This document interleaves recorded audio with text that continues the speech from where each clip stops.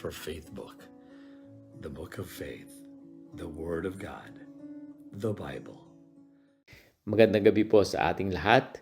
Ang atin pong pag-aaralan ngayon ay nasa Pilipos 2, talatang 9 hanggang 11.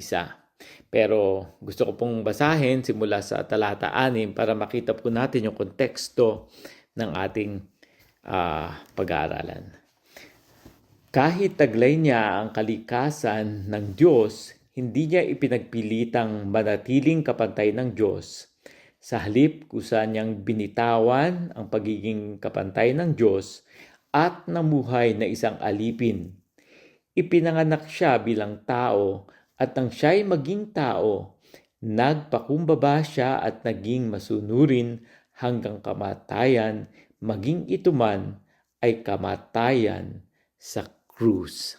Verse 9, dahil dito, siya'y lubusang itinaas ng Diyos at binigyan ng pangalang higit sa lahat ng pangalan. Sa gayon, sa pangalan ni Jesus ay luluhod at magpupuri ang lahat ng nasa langit, nasa lupa at nasa ilalim ng lupa.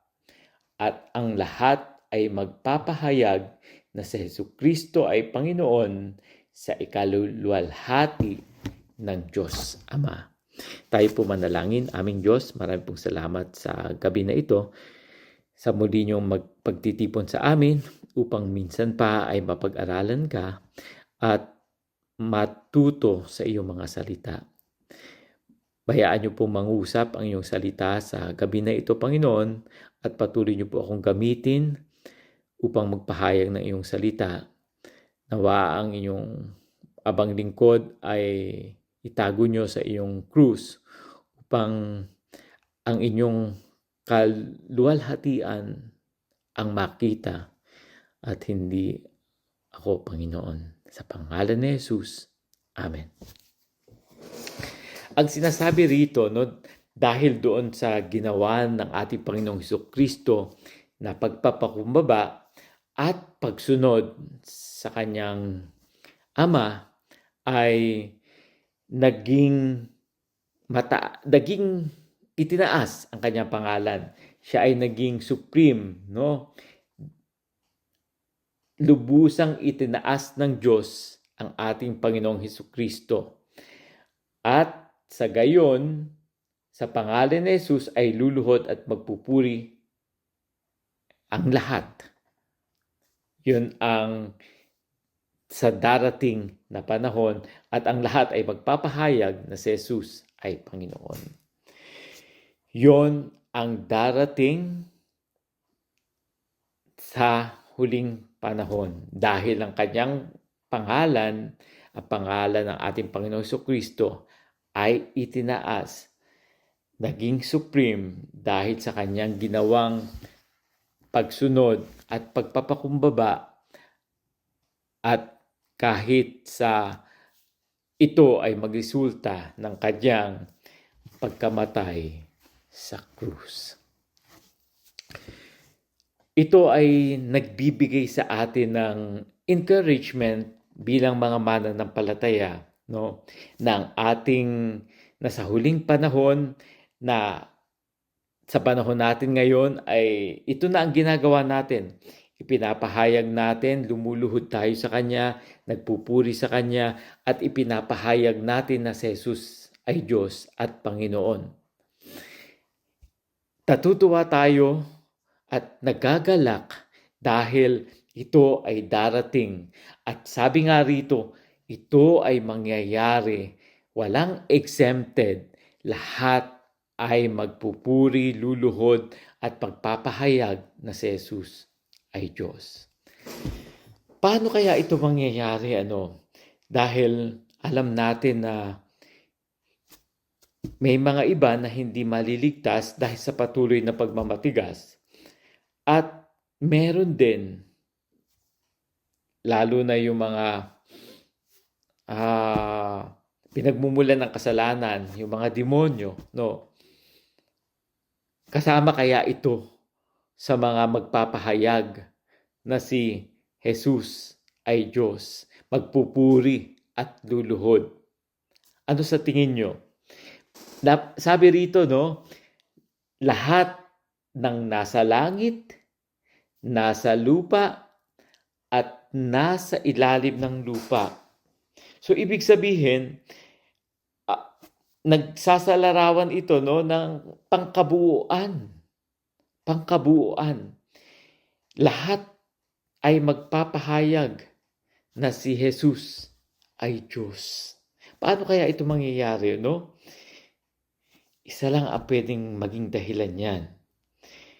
Pwedeng maging willing, masaya, willing na magpahayag at magpuri, at yung iba ay mapipilitan na magpahayag, lumuhod, magpuri sa ating Panginoong Hesus. Encouragement ito sa atin na mga mananampalataya, pero ito ay babala sa mga tao na hindi pa nagsusuko ng kanilang mga buhay sa ating Panginoong Hesus. Ipinapahayag dito sa ating binasa na ito ang mangyayari sa huling panahon. Kung meron man iba sa atin pa siguro na nagmamatigas at ayaw pang magsuko ng kanilang sarili sa ating Panginoong Hesus, sa huling panahon, wala tayong lulusutan. Gagawin at gagawin din natin yon. Willing man tayo o sa paraang mapilitan tayo. Dahil makikita natin sa huling panahon na totoo nga pala. Or pwede rin namang dahilan sa kaparusahan na darating sa atin, at kung mararanasan natin yon dahil sa ating sakit na mararanasan ay mapipilitan tayo na lumuhod, magpuri, at magpahayag na si Jesus ay Diyos. Pero huli na ang lahat. Huli na ang lahat. Kaya nga, panawagan natin sa mga nakikinig ngayon na habang may panahon pa, hindi natin kayang mailigtas ang ating mga sarili. Walang sino man sa atin ang makapagliligtas sa ating mga sarili sa nakaambang poot ng Diyos na darating, bunga ng ating kasalanan.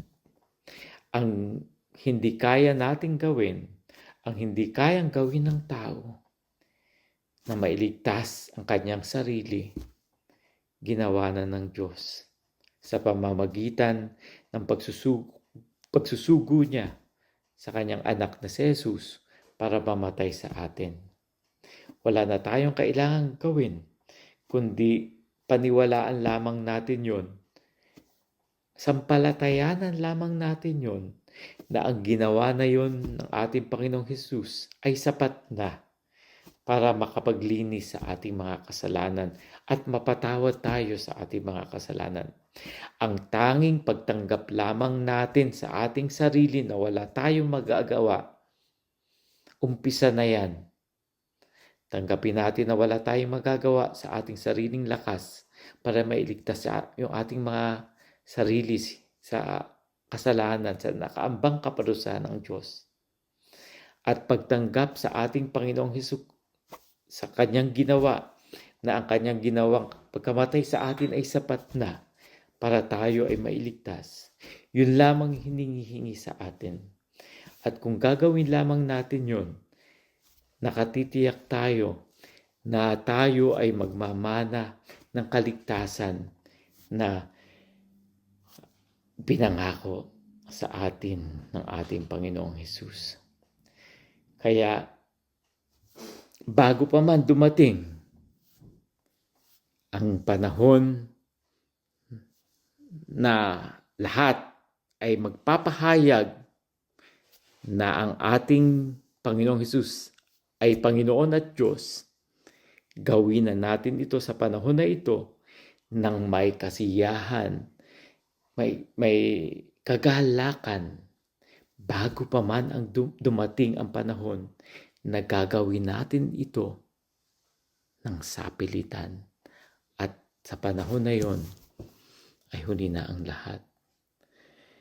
Patuloy nawa tayong gabayan ng ating Panginoong Hesus at patuloy siyang mangusap sa atin, lalo na sa mga iba pa sa atin na hindi pa lubusang nagsusuko ng kanilang mga buhay sa ating Diyos upang maranasan din nila ang kaligtasan na nagmumula lamang sa ating Diyos.